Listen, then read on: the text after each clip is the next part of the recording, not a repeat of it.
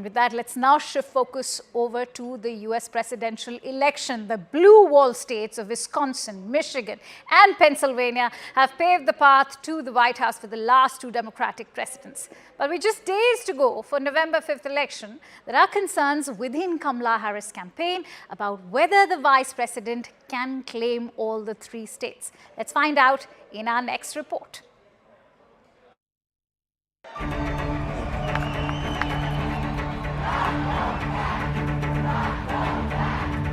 Thank you, everybody. Wisconsin, Michigan, and Pennsylvania. They are among the 7 swing states that matter this election. But for the Democrats, they hold the keys to the White House.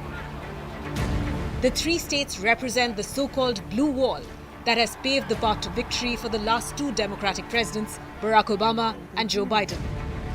But with less than 2 weeks left until the November 5 election, there are concerns within Kamala Harris's campaign about whether the vice president can claim all 3 states. His own campaign team recently said it is because of exhaustion. Well, if you are exhausted on the campaign trail, it raises real questions about whether you are fit for the toughest job in the world. Come on. Come on.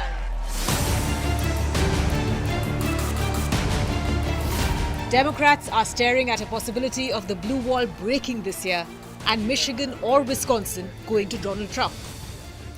Losing Wisconsin or Michigan would mean that even if Harris secures the must-win state of Pennsylvania, she will still not reach the necessary 270 electoral votes to win the White House without winning at least 1 or 2 of the other swing states.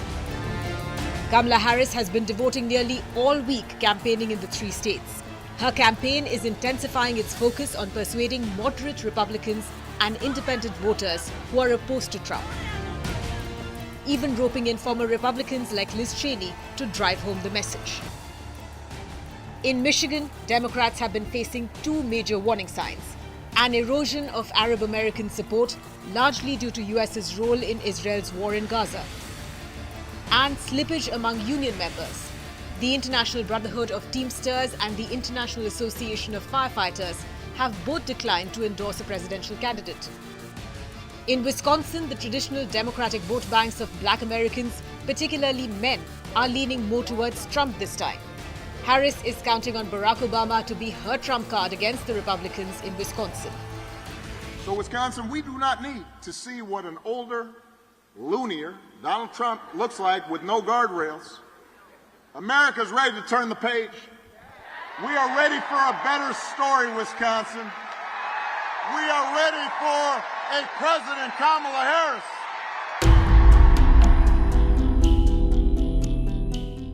Now there is doubt over the states that were previously in the bag.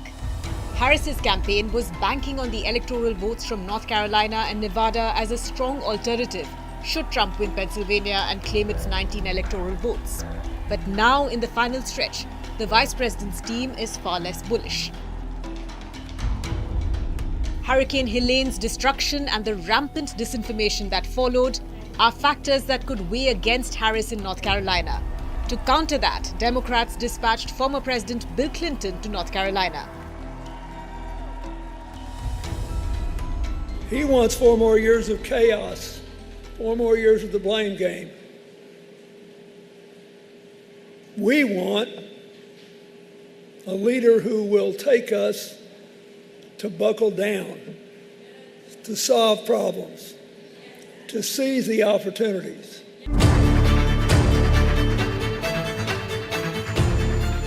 The Democratic map had expanded after Joe Biden exited the race. Arizona, Nevada, North Carolina, Georgia, and the Blue Wall states were all in play.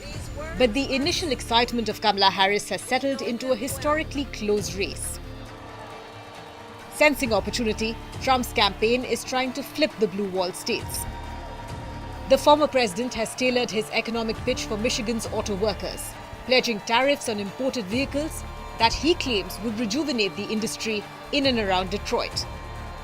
White male voters and rural counties of Wisconsin have traditionally come out big for Trump, but his campaign is also quoting young non-white men. Wisconsin, Michigan and Pennsylvania tend to go one way in presidential elections. Only twice in the past 50 years have they not chosen the same candidate. Harris has a small advantage in the blue wall states, having won them alongside Biden in 2020. But with both candidates currently locked in a dead heat, Harris's campaign is reallocating resources and ramping up voter outreach to prevent any potential cracks in the blue wall.